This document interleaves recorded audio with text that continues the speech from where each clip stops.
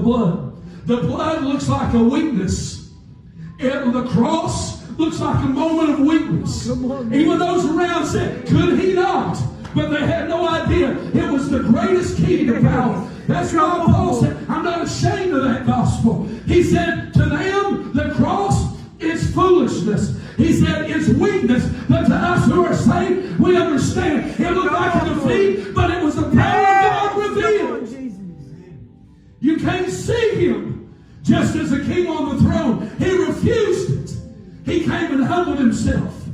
And the Bible said in Philippians 2, that because Jesus humbled himself and became obedient unto death, even the death of the cross, that God has highly exalted him and given him a name that is above every name. That at the name of Jesus, every knee would bow, things in heaven, things in earth, and things under the earth. He said the reason he was exalted and given power in heaven and in earth was because he humbled himself in death.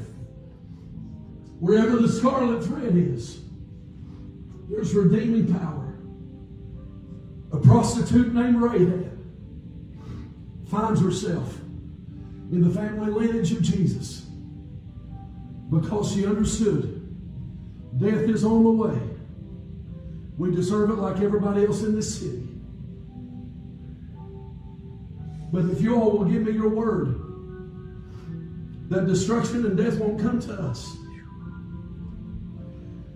we'll join ourselves with you and hide yourself here. And those men knew the only thing that could keep death away was the scarlet thread. And when we see that scarlet thread, everybody's going to know, don't you touch that house. Because once Christ has redeemed you, you touch the house, you touch the apple of his eye. You touch my life, you touch the apple of his eye. You touch your lives, you're touching the apple of his eye. Because his power is seen where his weakness was seen.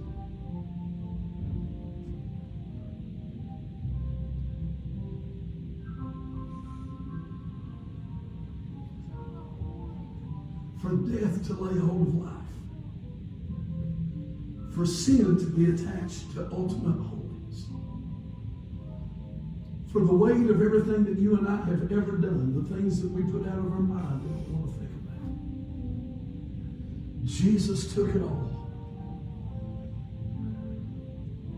And it wasn't weakness like we think. It's the ultimate strength. To resist, to destroy when you can, in order to show mercy. To resist judging when you can, in order to show mercy. To let them do to you when you know the only way they can is if you let it. And refuse a response and trust that God in heaven will take care of it. The Father, forgive them. They don't have any idea what they're doing right now. In that moment, what was seen as weakness was the greatest power.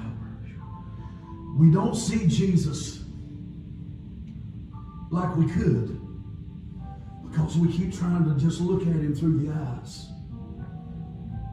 I've heard preachers say it for years. I've heard several preach it, and I understood what they were trying to say, but I can't see it. So the problem with the church is they just spend all their time at the cross. I've moved on. Even past the risen tomb, I'm at the throne. You ain't at the throne if every day you don't see a cross. Yes, come on. Because you cannot rule and reign unless you understand the suffering. Because he was still king and Lord. Not because of the crown they put on him.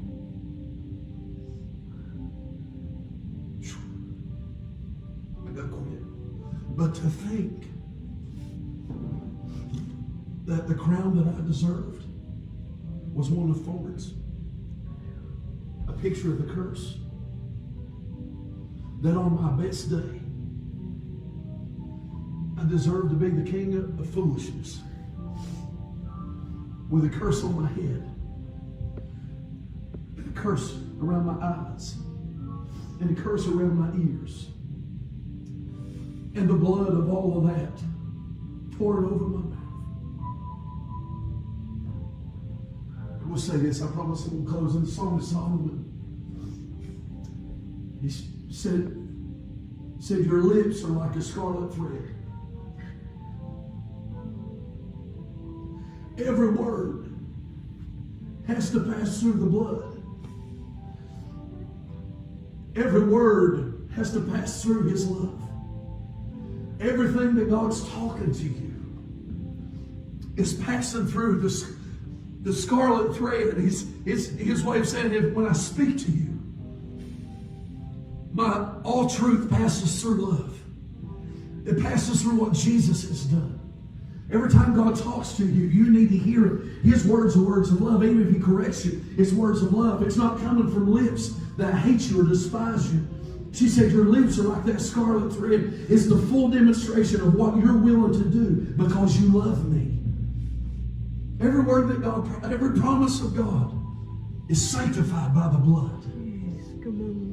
Every word, every prophecy that God's spoken to you, every promise that God's given, it passes through the blood.